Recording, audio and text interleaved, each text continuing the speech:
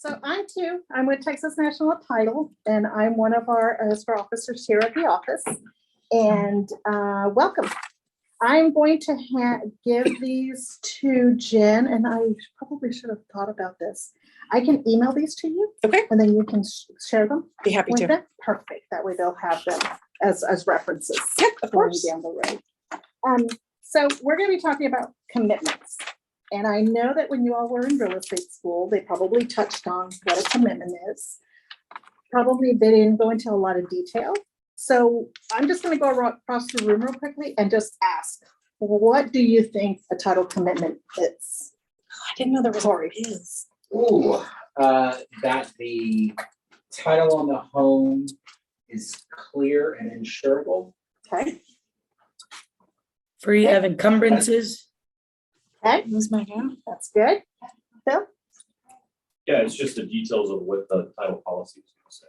There you go. So basically, it's our agreement to your customer, whether you're on the buying side or on the selling side, that we are willing to insure this transaction based upon these findings. So we know that Schedule B is your restrictions page. That's where those are the items that we can't touch. That's what's on the property. Those are the easements, the building lines, what have you. That's what has to stay because that's what's going to go on your title policy. Schedule C is based on the requirements. This is what needs to be cleared up in order for us to insure this transaction.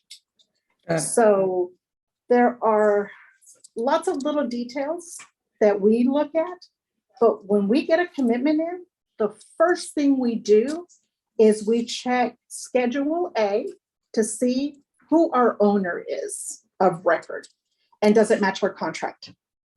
If it doesn't match our contract, that's flag number 1. Then we kind of peruse Schedule B because there are things on Schedule B that make us aware that, hey, there may be something else coming up on Schedule C. When we go to Schedule C, if we see a bunch of requirements on there, then we stop and we start to look at each one individually. And some of the examples I have here, one of them has like 5 different things that had to be dealt with. First lien, child support lien, federal tax lien. Can you explain what's on Schedule B again? Just a bunch of different things. So the first thing is what is a commitment? Yeah, absolutely. So Schedule B is your restrictions. There we go. Thank you. That's going to be everything that is filed of record that affects that particular property. Okay. So Schedule B1, number 1, is going to be your restrictions. So if your buyer wants to know, if I'm buying 5 acres in this subdivision, can I have horses? They're going to be able to go to Schedule B number 1 and look through all those documents. And in those documents, it will tell them, can they have horses? Can they raise pigs? What can they or can they not do with that property? So that's why it's very important for a buyer to read through those documents. Now, if it's a regular subdivision with a lot and block, chances are those restrictions aren't going to be in there. Obviously, they're not going to be able to have a horse. But if you're talking about acreage, that's when that's going to be very important that they read through those restrictions. Anything from B2 through B9, that's promulgated by the state of Texas, meaning that on Schedule B of your commitment, 2 through 9 is standard language that's going to be on every commitment, and it's going to be on every title policy. So we can't touch those items. B10, that is going to list out building lines, public utility easements, on-site sewer information, if it applies, any of those items. So if your buyer is going to make an objection to the title commitment, they're going to be making an objection to either B1, which is the restrictions, or B10, something in that section. they can't make an objection to number 2 through number 9. Okay? Okay. So let's see here. The lenders on Schedule B will sometimes say, we don't like how this language is written in there. There are certain things that we can, let's look at your commitment that you have right now. The first one. Because sometimes it'll have, if you go to Schedule B, go to number 4. And that talks about titles and rights asserted by any titlants. So that pretty much affects like if you're on the coast or if you are on the lake somewhere. Hi. I'm sorry, you guys, Texan was behind. No worries. Their systems crashed, Oh, and I felt so sorry for everybody. So the food is finally here. Do you want to have food and drinks while you guys are talking? that's up to them. If they want to, What do that's you fine. think? You guys want to do that? I've never been afraid of food. Well, and it is, And it's Hot warm. now. It's hot, Yeah, and yeah. it's hot right now. and So then, yeah, so why don't we do that? It's all set up to Okay. just grab stuff. Thank goodness you guys have plates out because they forgot to give us plates. Hi. Awesome. Hi. We've never met in person. I love that. Hello, but we've talked a lot. It's so COVID world. Yes. So I'm like, I know her. I'm like, okay. so yeah, so let's go So grab yeah, something let's do to that. eat. Okay. When we And then come that back way right we'll before have- you resume, I'll let Jorge talk for a few minutes and then. Oh, yeah, yeah. So if everybody has their attachments now, go ahead and go to the commitment that has a number 1 in the top right-hand corner. Yep. And everybody that's at home, I just emailed this to you a few minutes ago. And then we'll work our way through each of the attachments that we have. Awesome. So on that first one, so that first commitment that I attached here is a full commitment, with the exception of a couple of disclosures that go with it. But this is basically what a commitment looks like. You have your cover, which is going to show you who the underwriter is. Sometimes we have 6 underwriters that we can write title policies on. Old Republic is one of them. Sometimes you will have a buyer that has been working, that has done multiple transactions, and that they will request a very specific underwriter. And as long as it's one of the 6 that we have, we can certainly write our commitment on that underwriter. Let's say this buyer's like, you know what? I don't know Old Republic, but I know First American. Do you guys write on First American? Yes, we do. Well, can we have the policy on First American? So then we'll just switch it. We'll switch our commitment over to a First American underwriter. And then when we issue our policy, it will be under that First American brand. But it basically just gives the information of, the signers for Old Republic, our signer, which is Rich, our title department manager. Then it's got the information on page 2 of phone numbers of where you call if you have questions. Also TDI's information. For those of you who don't know, title insurance, title companies are highly regulated in the state of Texas, and the Texas Department of Insurance is who regulates us. So if they say we can do it, then we can. If they say we cannot do it, then we cannot. So there are a lot of sets of rules that we have to follow. And a lot of times we might be able to find an underwriter that may be willing to say, you know what, that's kind of a gray area, but we're willing to insure it, then we can do that. That's the beauty of having several underwriters. When one underwriter tells us no, we can shop it around and see which one of them would be willing to say, you know what, the risk is not that great, we'll do it and stuff. So when you go to Schedule A is going to show who we are going to be insuring when we finally close on that transaction. So under number 1, it's going to show the name of the buyer. If they are going to be paying cash, of course, you won't have a lender name. If there is going to be a lender, it will also dictate on here who the lender is, the amount of the loan, which is what we're going to insure to them. And then on number 2, it's going to show fee simple. That's the best coverage you can possibly get. That's the coverage you want. when you're purchasing real estate. 3 is gonna show us the name as we found it in the records as to who the owner is. If number 3 does not match our contract, we have to stop and ask why. If it says Richard Smith, but my contract says Janet Smith, I want to know why. Who is Janet? And then, of course, that starts a whole other conversation because it could be that Janet is Richard's wife. And we need to now determine what happened to Richard. More than likely, Richard's deceased. And then we have to deal with all of that. Or he's a dick. That was Megan. Yeah. I'm just saying, it could be under that name. Hello. Got it. Richard, you know. Thanks, Jen. That's Megan. That would be Megan.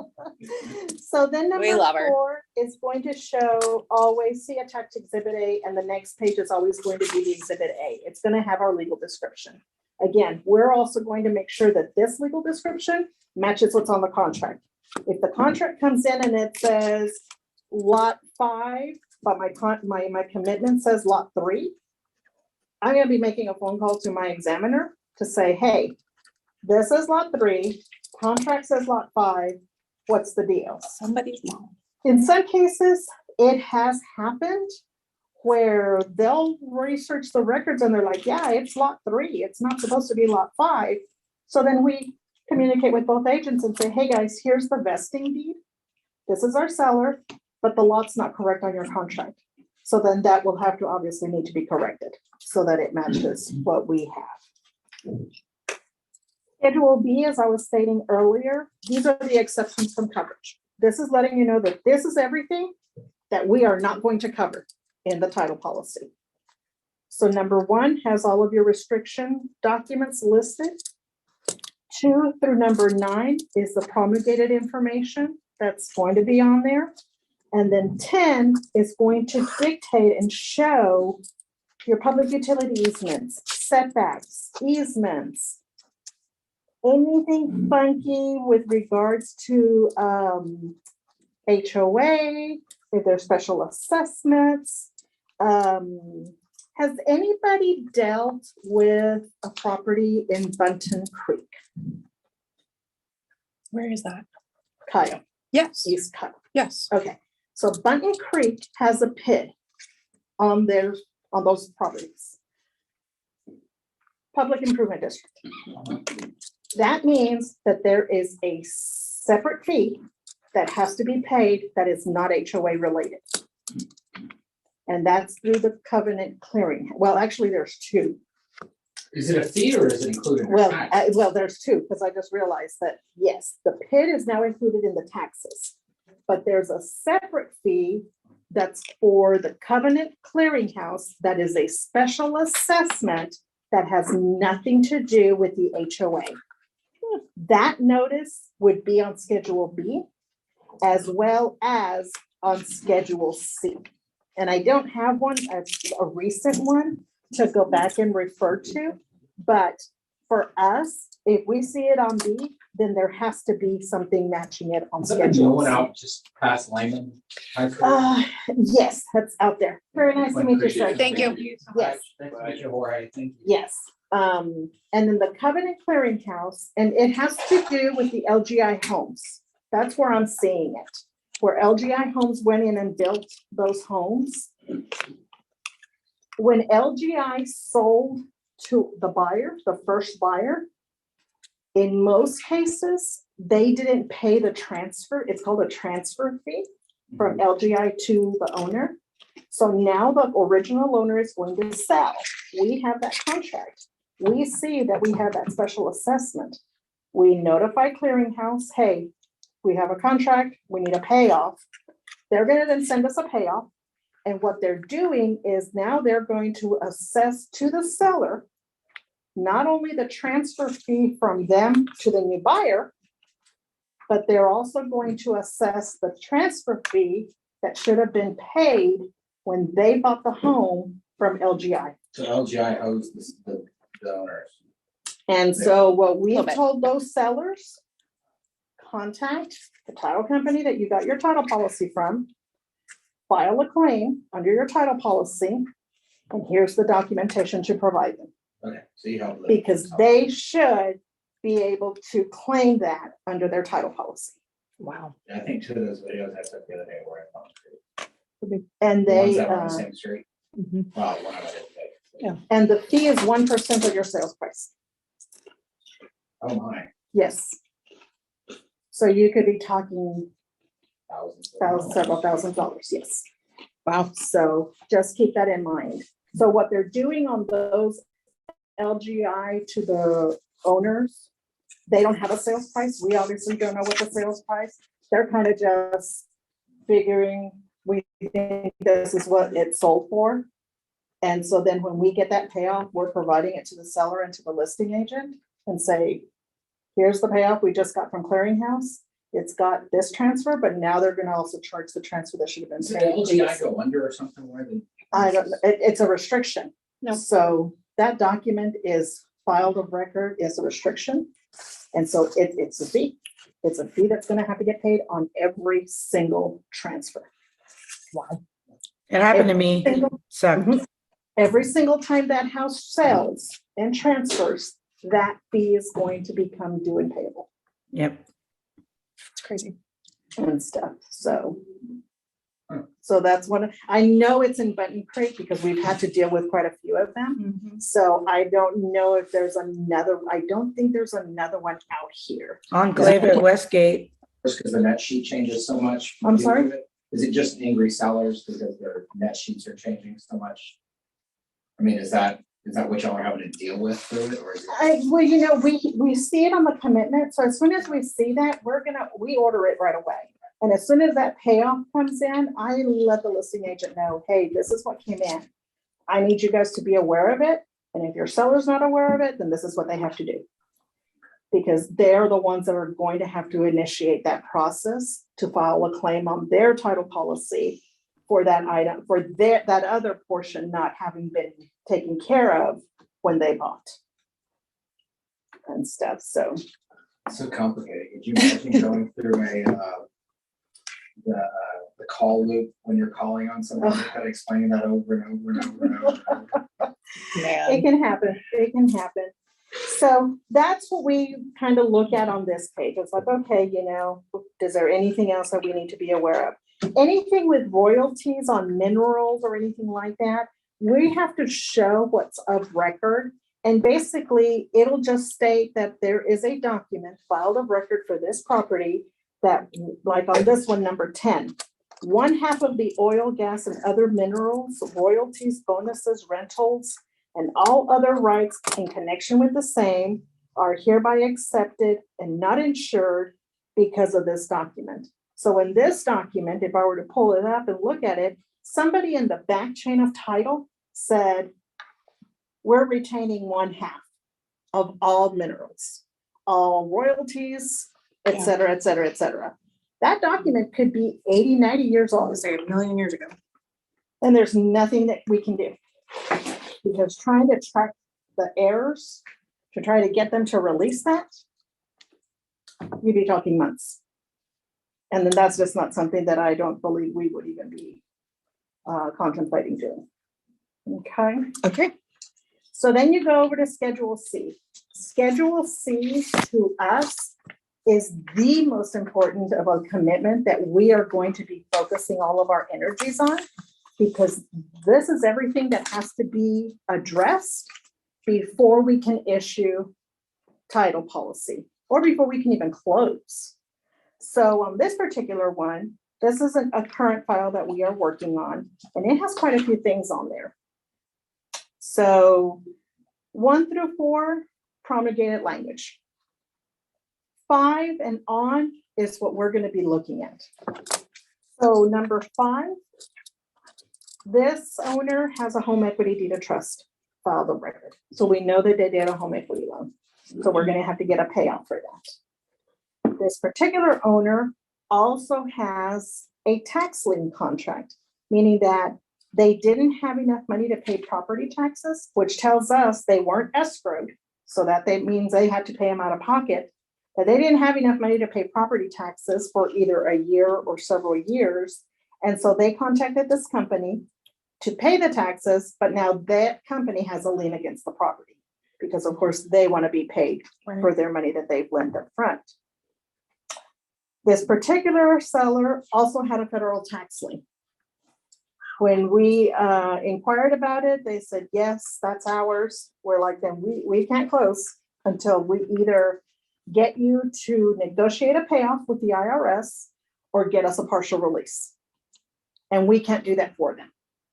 So stop for a second, tell me what that means. Okay, so IRS lien?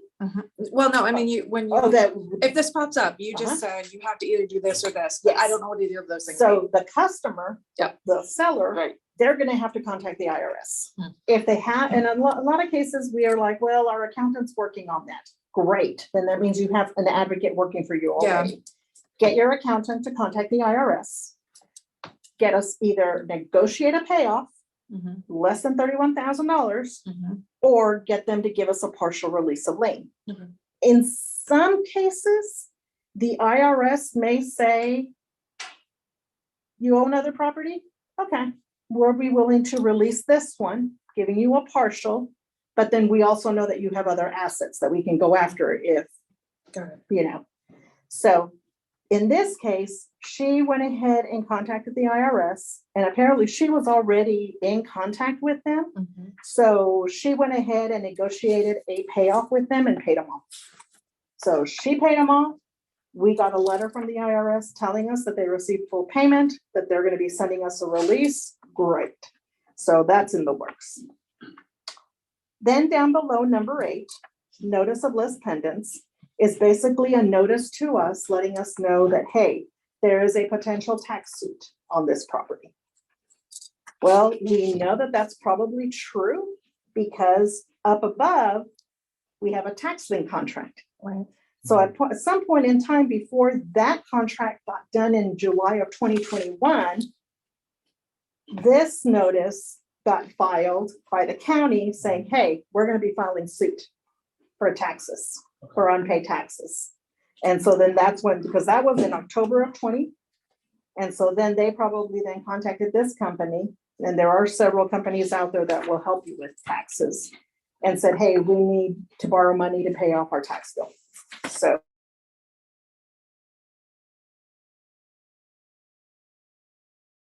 contacted the attorneys for the list pendants. We have proof that taxes were paid. And then number 9 is in reference to that we had obtained a copy of the court suit to review. So this one took a little while to work our way through it, but it also involved the seller being amenable to having those conversations with us. There are many times that we do run up against a seller that doesn't want to deal with this stuff. They're like, you'd handle it. You take care of it. No. Sometimes we can. IRS, we don't ever want to be the conduit with the IRS, because once they see the title company is involved, they know there's a sale.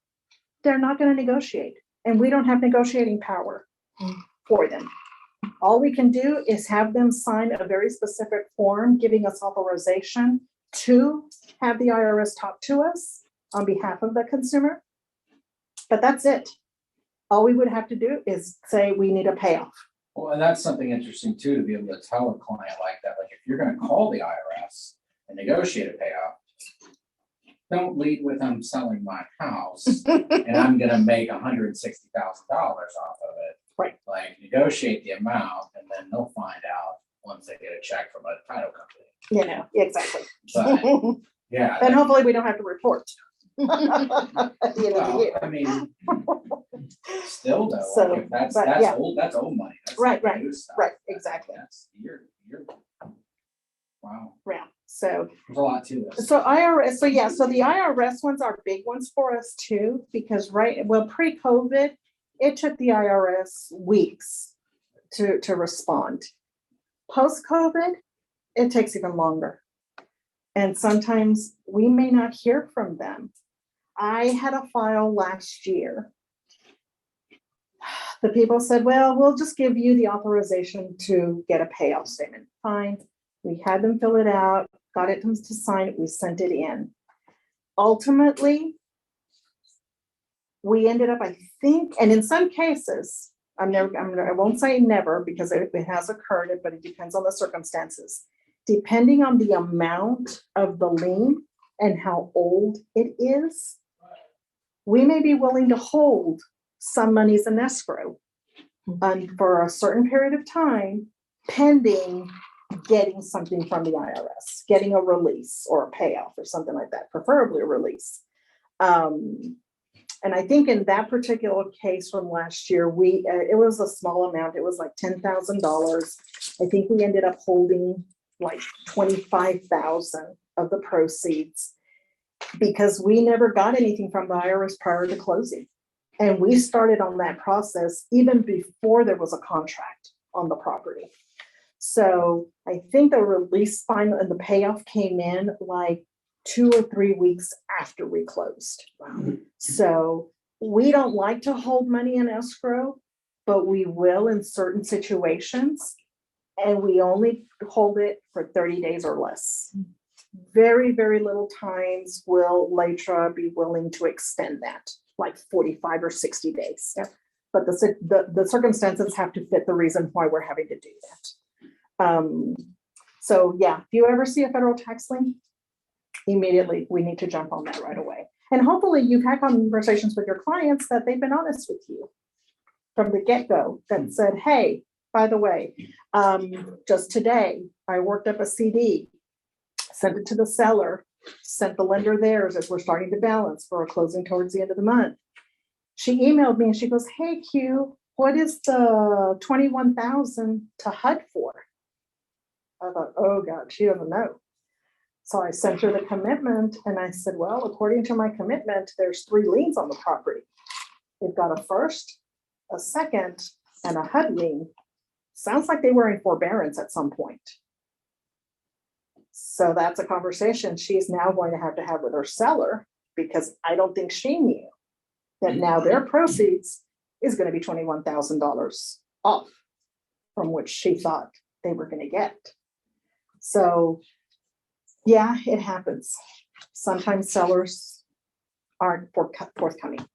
And so when we do our title searches, that's when it's going to show up and stuff. So, and unfortunately we do. It does sound like we are getting into their business and we are. But again, it's because we have to ensure that that transfer is going to be clean and good so that when we issue the title policy, there is not going to be a claim down the road for the new buyer. Their business is now your business. That's exactly right. Yeah. And it's funny because there are a lot of sellers who don't understand that. And so they do, they get a little bit, put off with that, but then we have to just explain to them, especially when we're having to talk to them about federal tax liens, child support liens. That's another big one. Why do you care? Well, because they know that you have an asset. They're going to come after you. You're going to sell that asset and we, the title company, didn't address it. They're going to come after us. And it's not our responsibility. So, so let's go to number 2, commitment number 2 up at the top right-hand corner.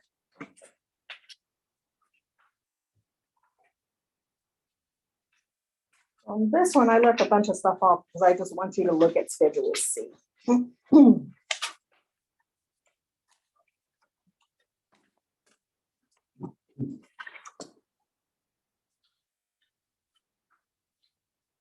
So this one on Schedule C has 2 liens listed on it. Number 5 and number 6.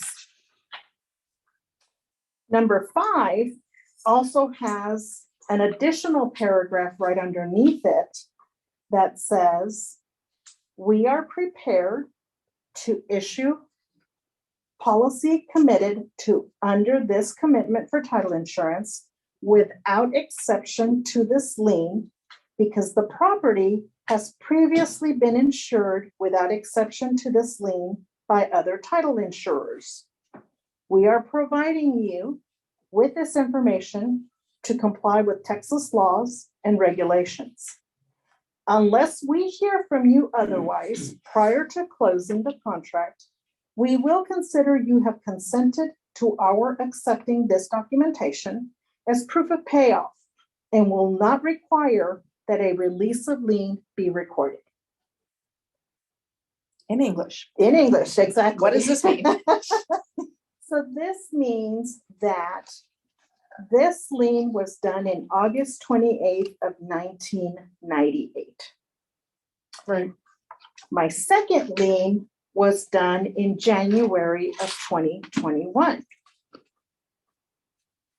This is number 5 is a prior lien.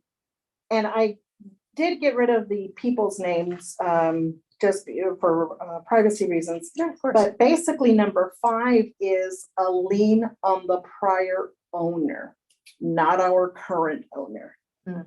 So it means that their lien has never been officially released in the county records.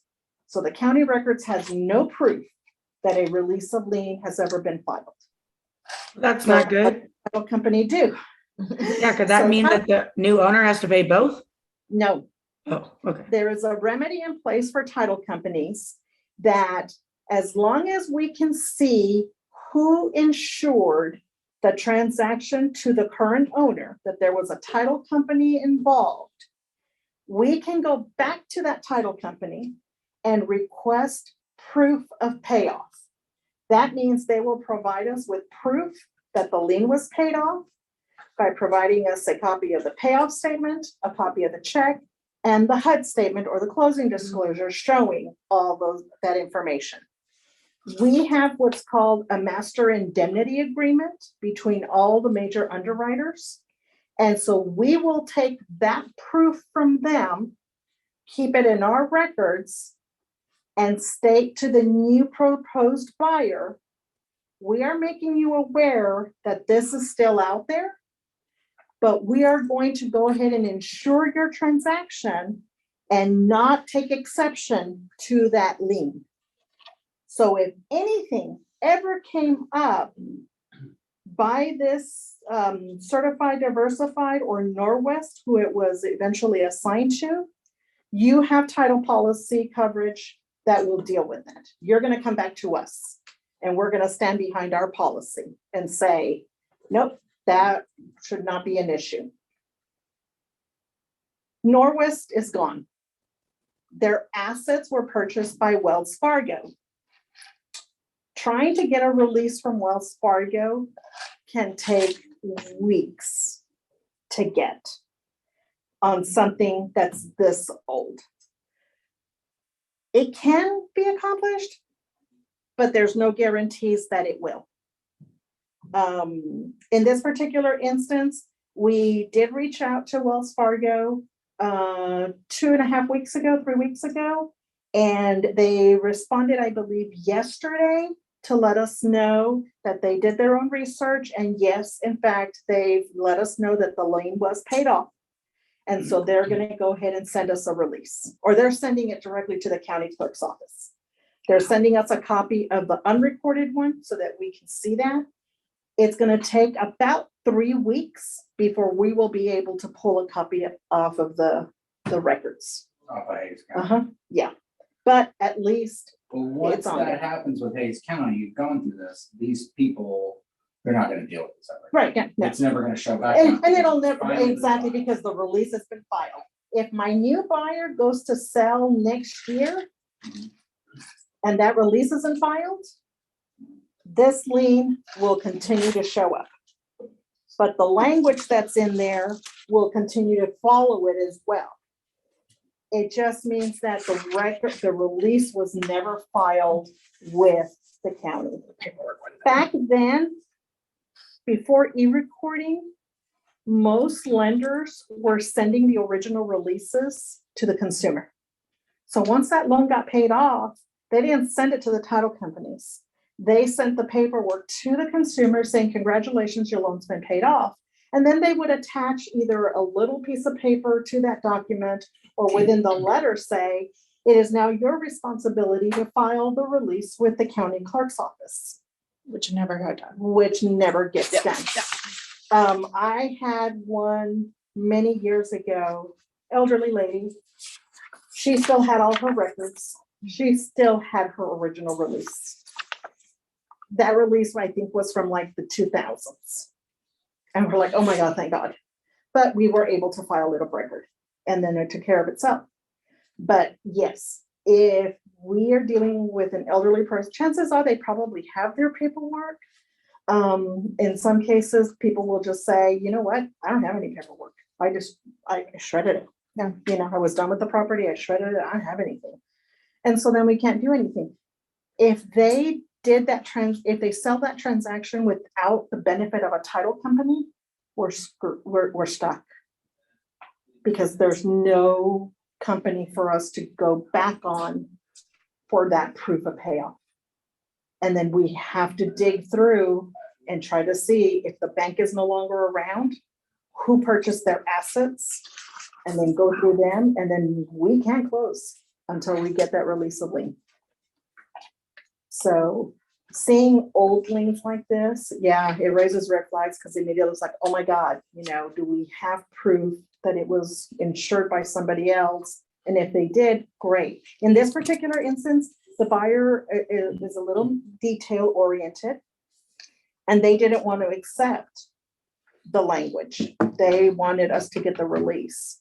So we've communicated with them. This is what has happened. We may not get the recorded one before closing, but it is in the works and it's in the process and they're satisfied. So, and they're happy to go to closing. So that's another example. If you go to number 3,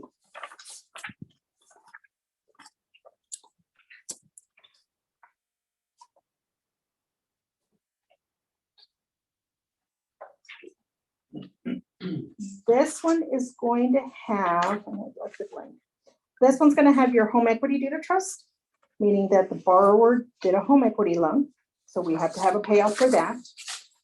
There's also a security interest, a UCC1, and that is usually filed if you have solar panels, water softeners, things of that nature. If you did some kind of a construction loan, you're probably going to have a UCC1 filed for materials and equipment on the property as well. So it's like a lien. We have to treat it as such.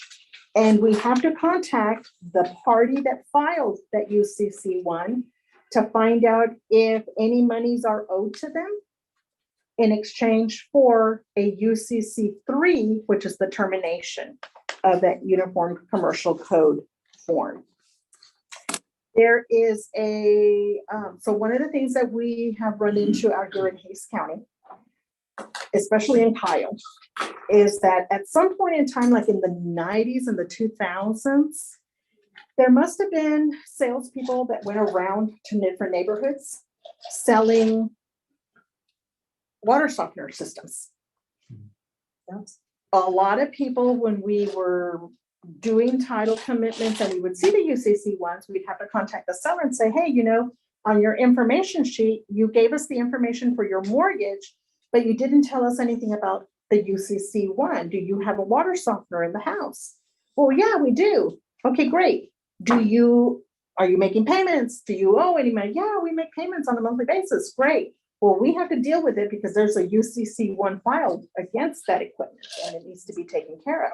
They're like, oh no, there shouldn't be a lien on the property. Well, then we have to explain to them why it's filed.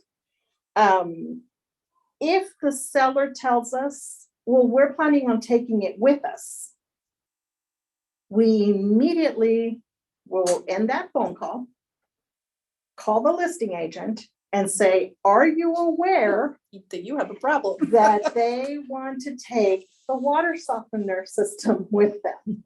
Because we all know it's attached to the house, therefore it goes with the house. We have had instances where, yes, it has created issues. They work out. So one of the questions that as a listing agent, you should ask your sellers do you have a water softener system? We are finding out that the newer ones are not filing UCC ones. So we don't know. And so we are having to ask that, I believe, on our information sheet that we send out now to all the sellers. Do you have a water softener? And if they mark yes, then that tells us we have to call and get the information now because they're not filing UCC ones. And so therefore we don't know that there's still monies owed for that item. And Yeah. obviously they don't pay it and the buyer's not aware of it. Guess who's going to be coming to collect their equipment? The water softener company. Q. Security systems, like alarm systems.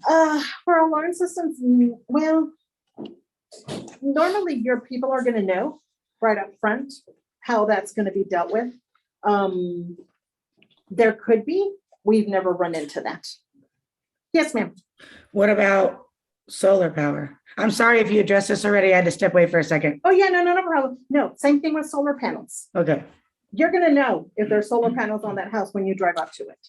So automatically, that should be a question to your seller saying, hey, I noticed you have solar panels. Are you guys still paying for those? Have those been paid off? You know, what's the deal with that? Because if they financed it, then yes, there's gonna be a payoff to Okay. somebody for those solar panels. Yeah. So whenever we get listings, we're gonna be reviewing paragraph 1 that talks about fixtures and accessories.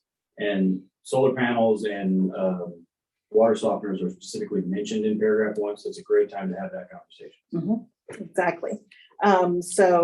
Yeah, so that's the other thing that we also have to be wary of is those UCC ones. Now, can a water softener system be removed? If the parties have both agreed, then yes. What has to happen is the seller will have to contact the company. The company will then make an appointment with their local contractor to come in, remove the equipment, take it and hold it until they know where it's going to be installed to the new property that they're going to buy. But then the company will give us the termination to take care of this issue on this item. And then any monies that are still owed goes with the equipment to their new house. Yeah, and so then we don't have to deal with that. In this particular instance, we were made aware that the original owner of this property was deceased. The daughter did the probate in a totally different county, and it was done in Cherokee County. So she was able to provide us with copies of that documentation up front. So we knew that. That means we had to contact Cherokee County, get certified copies of the probate, then bring those here to Case County, or Travis County, I think this is where it was, and then file them of record in Travis County. That way, then it shows that she's deceased. Title now will pass into her daughter. And so then her daughter was the one who was able to sign out as the heir to the probate. In this particular instance, this particular file, remember I talked about escrow agreements and holding monies? Because the probate was done in a totally different county, the tax office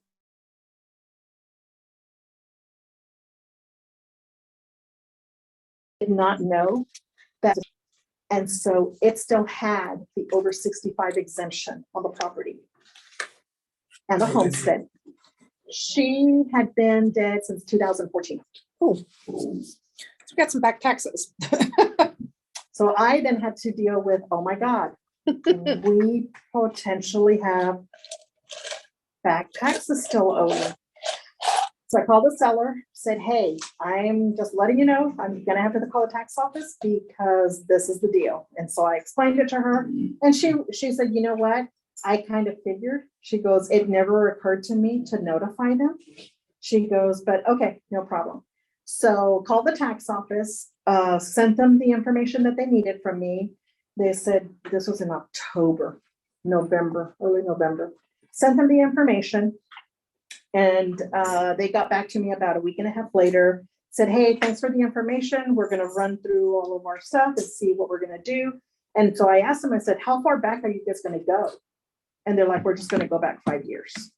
I'm like, okay, great, no problem. So then I kind of did a rough estimate of kind of what the difference would be between with or without the exemptions.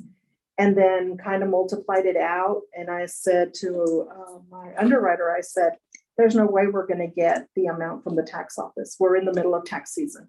They're not gonna get us the tax bill before closing. I said, can we hold X amount of dollars in escrow until we get it? And so she said, I'll hold, but I want to hold X amount of dollars. And I said, okay. So I went back to the seller and I said, okay, our underwriter says we can close with a caveat that we hold X amount of dollars of your proceeds until we get the tax bill. And she was like, that's fine, no problem. So as a matter of fact, on that file, we've had to extend that twice already because the tax office still did not have the tax amount.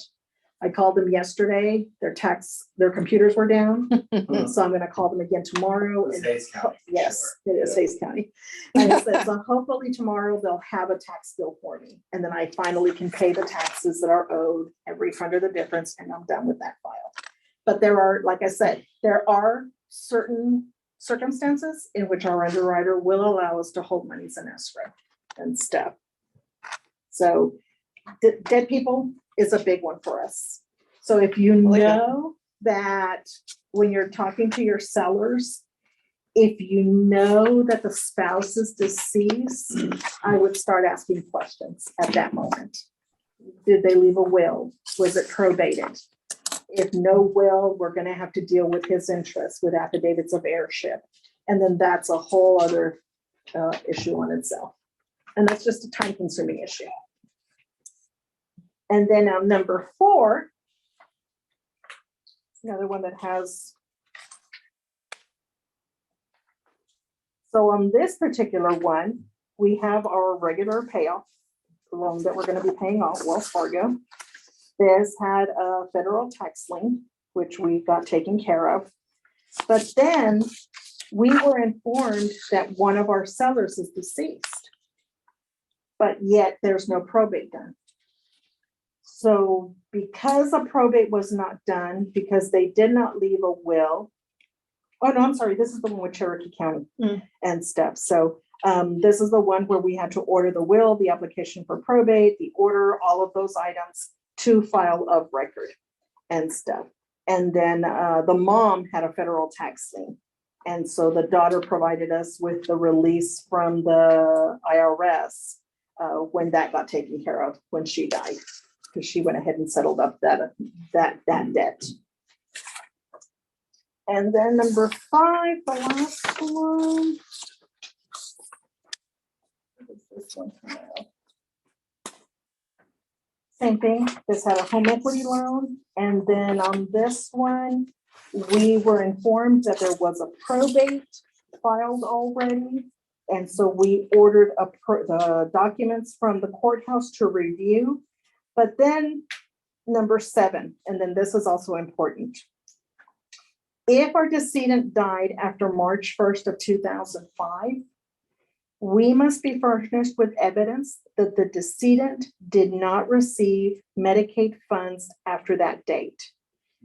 We then have to send a form in to the Texas, what is it? The Texas Human.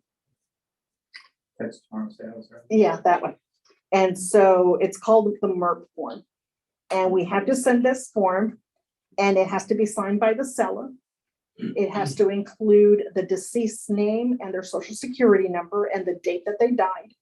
And then we have to send this in. They then look at their records. If they received Medicaid funds, that means money is owed to the state. And then they technically could come after the estate for those funds. If they receive Medicaid funds ever or after they died? No. After March 1st, 2005 and before they died. So if they died prior to March 1st of 2005, Yeah, then we don't care. okay. But if they died after March 1st, 2005,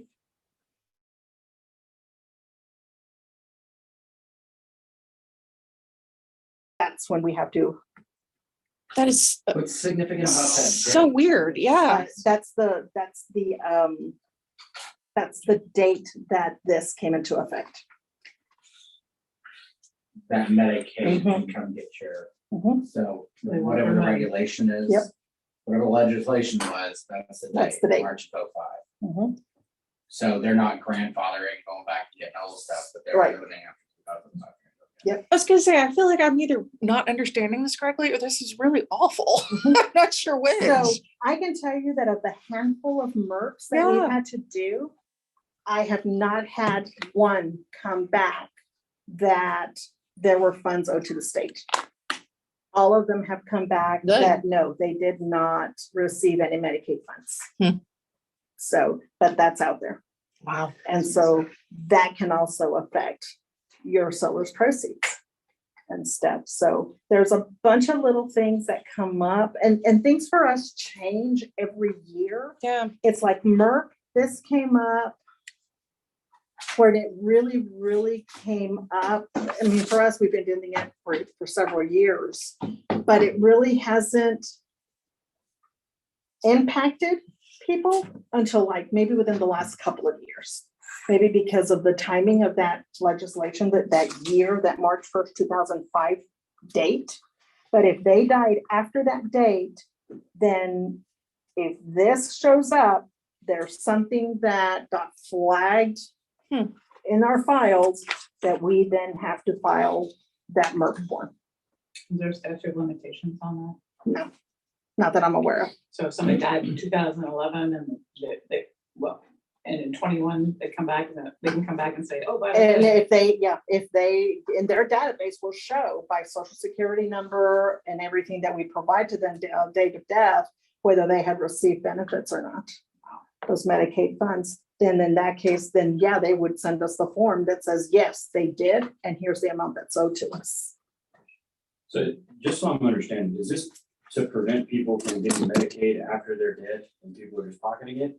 Or this is? No, this is just, While they're even, alive? This even is- in. This is like the UCC or a tax lien or anything else, whatever that date is in '05, legislature said, and we're gonna go back and get this Medicaid. money This out is of so people crazy. At closing.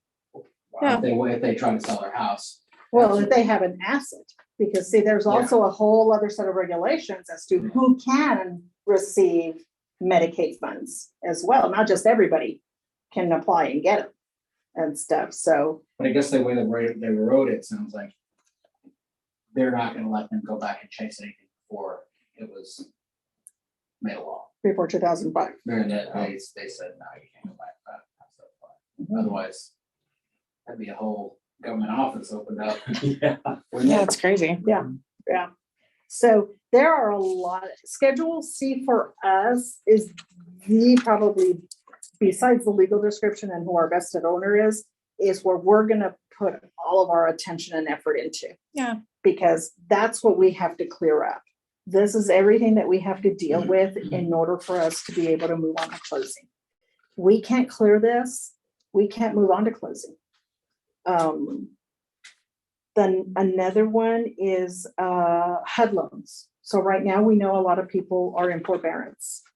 So what has happened is that money that our seller is in forbearance for is being tacked on as a HUD loan, as a second lien, and it's on there. And so we ran into one seller who's like, we have to pay that back. Yeah, they didn't forgive it. They didn't forgive you for this. They tacked it on at the back end. So now that you're selling, it has to get paid. They weren't expecting to have to pay that money. So of course, that really made a big difference in their net proceeds. Yeah. But they really thought that the forbearance programs that they had gone through, that money was, that it was forgiven, that they didn't have to pay it back. Nope. And it was like, no, I'm afraid not. You have to pay it. So how many of y'all used the, or do you, the net sheet program? Every time. That's pretty good because it pretty much has all of our fees already preloaded in there. Yep. And if for some reason you have a feeling that there's something funky about that property, you can always call me or email me. I'll have my exam team go through real quickly and I can ask them, hey, how many deeds of trust or how many liens are you finding on this property? And they'll shoot me copies of the documents and I can say, hey, according to this, there's a UCC for this, and there's a second lien and a first lien. And you're like, oh, I didn't know that. You know, I can at least give you those docs and that you can add those to your net sheet because it is going to affect your bottom line. Yep, I had that kill a deal one time. I represented the buyers and the sellers had, it was a water softener. It was, and that water softener killed the deal. They did not have the cash to get out of it. A water softener. A water softener. How much those things cost if you just buy them? Several $1,000s. Yeah. Yeah. Plus, these are financed too. So there's interest on top of it. Yeah, I had sellers one took their house recently off the where- market because they could not pay off the water softener. Well, I have It's a crazy. listing that closed here a year and a half ago. And now we're under contract with you guys. And remember, she sent me the survey. It was a cover sheet that says, hey, something's, just know that the survey. That's our doesn't- acceptance letter. Yeah, whatever it was, like, this is not exactly, or Mhm. whatever it Yeah. was, so. So that's not a big deal. Yeah, that's just our acceptance letter that every buyer has to sign. We're just notating to them. Hopefully they reviewed the survey when it got sent to them. But at the closing table, we always just put on there, you know, your driveway goes over the public utility easement. Fences don't conform to the property lines because usually they're gonna be off somewhere. Or your fences are going over your utility easements and we notate which ones. If there's a shed, that it goes over the utility easement. And that's just letting them know that, hey, this is there. You're not covered for these items. So if the utility company says, I need you to move that shed, you either move it or they'll move it for you, but they are not liable for it. You don't want them to do that, it's the way they cut trees. And on a driveway, what I usually tell people is that utility easement is gonna be across that neighborhood. If a utility company has to come in and dig through there, yeah, they're gonna notify you, but they're also gonna do the neighborly thing and they're gonna put concrete back in place for you to be able to get back in and out of your driveway. Now, if you have a special finish on that driveway or something extraordinary about that driveway, they're not gonna do that. They're just gonna put the plain Jane concrete for you to be able to have a driveway again. And so then they're like, oh, okay, that's fine and stuff. But that's the purpose of that letter. Is just to make them aware of certain things that we've seen and we just need you to be aware of. Okay. So here, when we get these, Mhm. when these get delivered to us as realtors, what do you hope that we're doing with them? Reading them, Okay, that you're looking at Schedule A. with Okay. The names. Make sure that the vested owner is who your contract says is our seller, our owner. okay, Schedule C. That the liens that are showing on there, it's exactly what your seller has made you aware of. Okay. Because if there's a federal tax lien on there and you're like, uh-oh, they didn't say anything to me about owing taxes on this, federal taxes. So then that would be a conversation you'd have with them saying, hey, I just got the commitment. I don't know if you've had a chance to review it, but I noticed that they're notating a federal tax lien. Is this yours?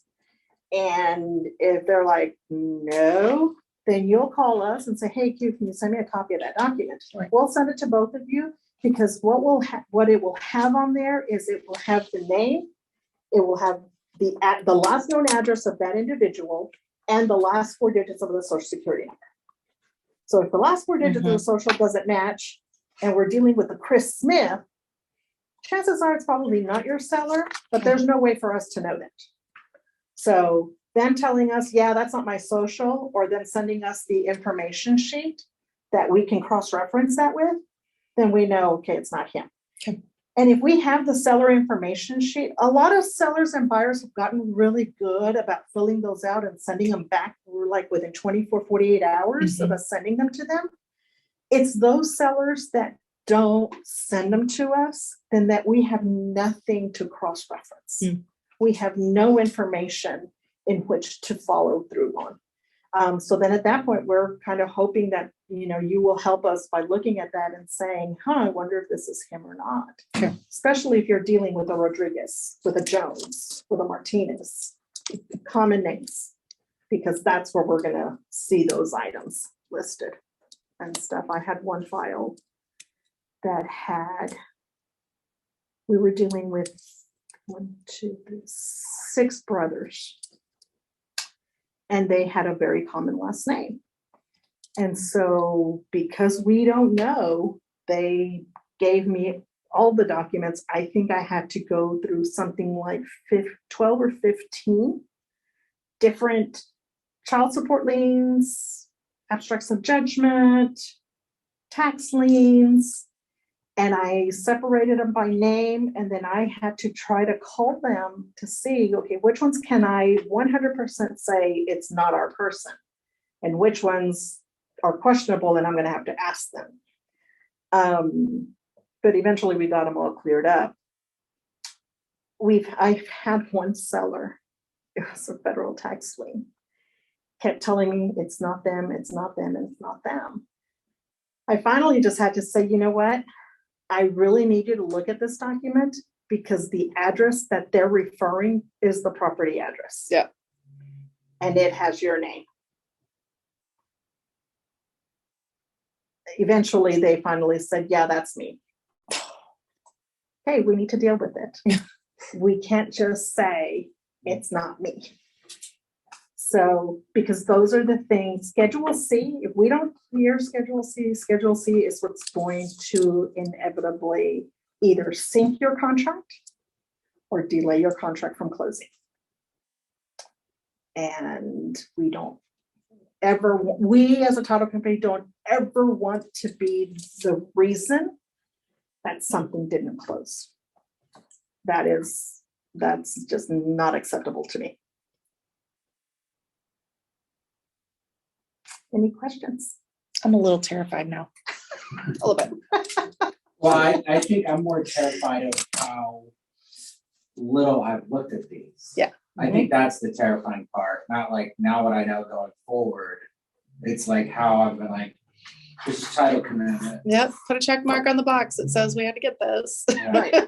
And I'll be very honest with you, Corey, in my 30 years of doing this, that is probably 95% of the agents. And it really is because they rely on the title company to do it all. It just has always been that way. Technically, it's the seller's responsibility to clear Schedule C. But that's not going to ever happen because they don't have the tools on knowing how to clear that stuff. So that's why the title company has always stepped in and said, we will help you. We will take on this responsibility. However, there will be times when in seller, we need your help in getting some of this stuff because we may not be able to, i.e. the federal tax things, because we will not contact the IRS. That is one thing we will not do unless the seller has signed, it's the 88. Oh, I can't remember the last 2 numbers of the form, but it's the one that authorizes the IRS to talk to us on behalf of that consumer. Dead people, big issue. Remember that. Liens, just ask your people, how many liens do you have on the property? How many payments do you make with regards to your property? Because sometimes they don't equate a tax, a UCC with the word lien. Oh, that's a great way to phrase it. Yeah, how many okay. payments do you make with regards to your house? Yeah. You know, for anything, you know, related to the house. Dead people, that, and those are really the biggest things for us and stuff. And one of these commitments was one of yours. Oh, I know. I'm aware. I was wondering if you were You know gonna which one it remember. was. I recall. I was like, oh, yeah, she's gonna notice Yeah, that. she's gonna notice that one.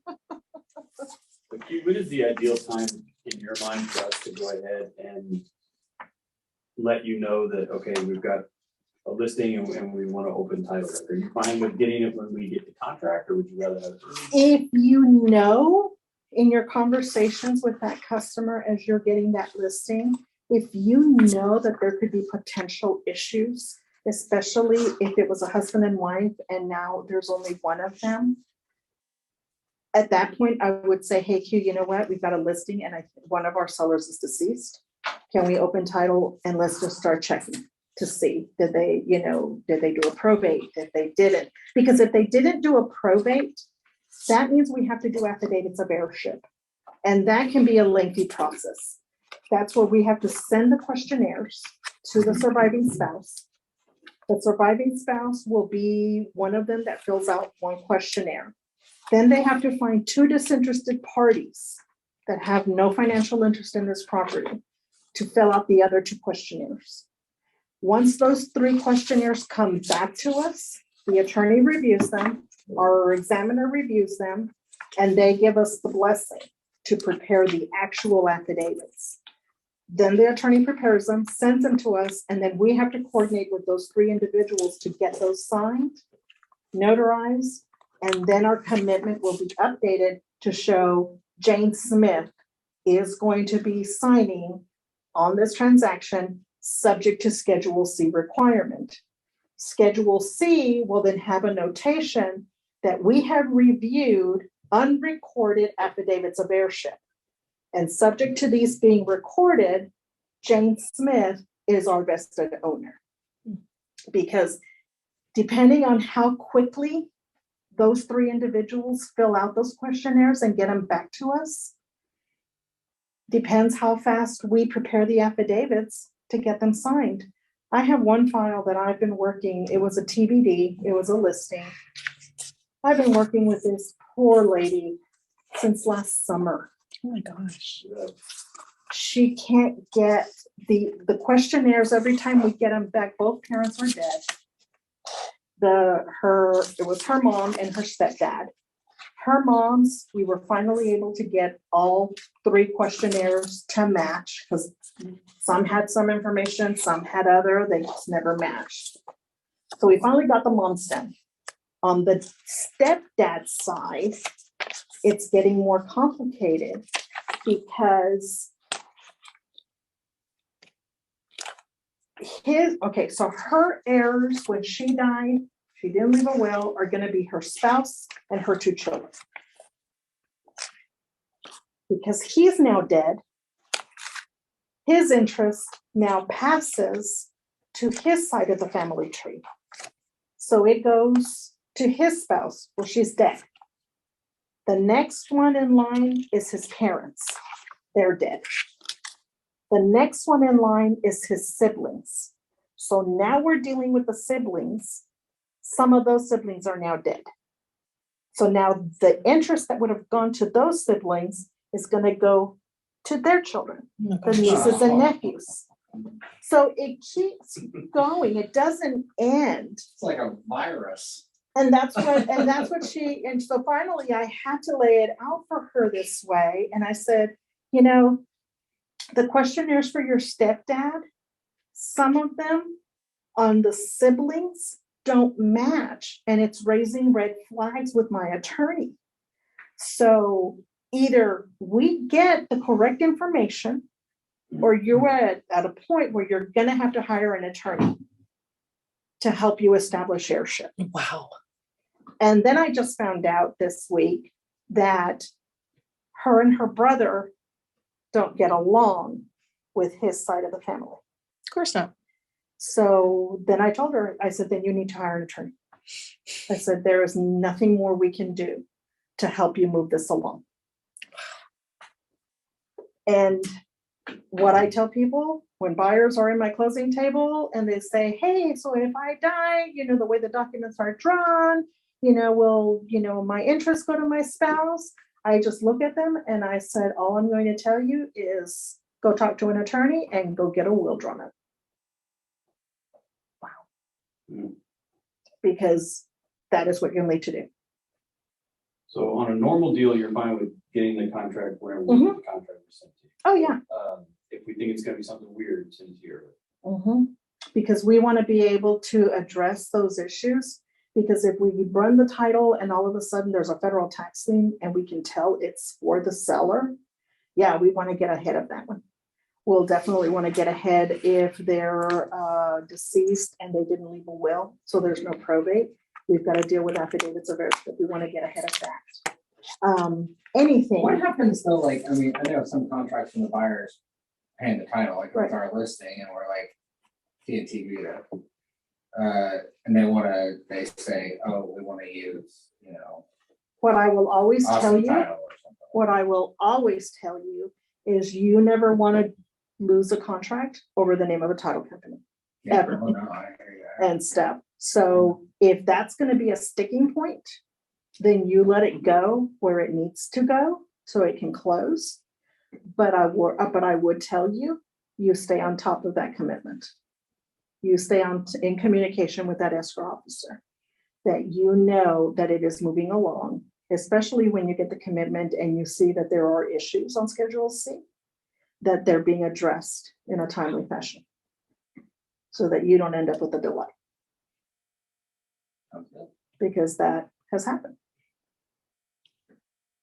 Unfortunately. I feel much better educated, but also slightly terrified. And the only thing is this, and the only other word that I can tell you all is when you get a commitment and there's something on there that you're not understanding, just shoot me an email. Yeah. Shoot me an email, call me. You know, if I'm in closings, I'll call you back and we can go over it and I can tell you, oh yeah, we already took care of this. So this is what we did. Or, oh no, this is what we're gonna have to do. Got it. In very rare cases, will I have to go and say, you know what? I'm gonna have to talk to my underwriter about this one because this one's a new one. And that does happen. Sometimes some funky thing will show up and I'll be like, oh, I've never seen this before. How are we gonna deal with this? But pretty much everything can be dealt with at some point in time. It's just gonna be a matter of time for some things. Like IRS, we already know what kind of a time delay we're working with them on right now. Right. So those are the big red flags for us. But everything else on the lending side, it's appraisals. Mhm. I haven't had too many contracts extend recently. for Not because of a appraisals. great appraisal. Yeah, no. Recently, last fall, yeah, we had a bunch of them, but not so far this year.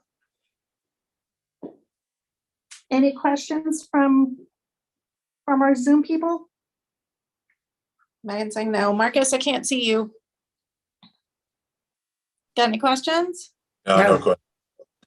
Okay, cool. Oh, Awesome. great. Well, thank you all so much for joining us.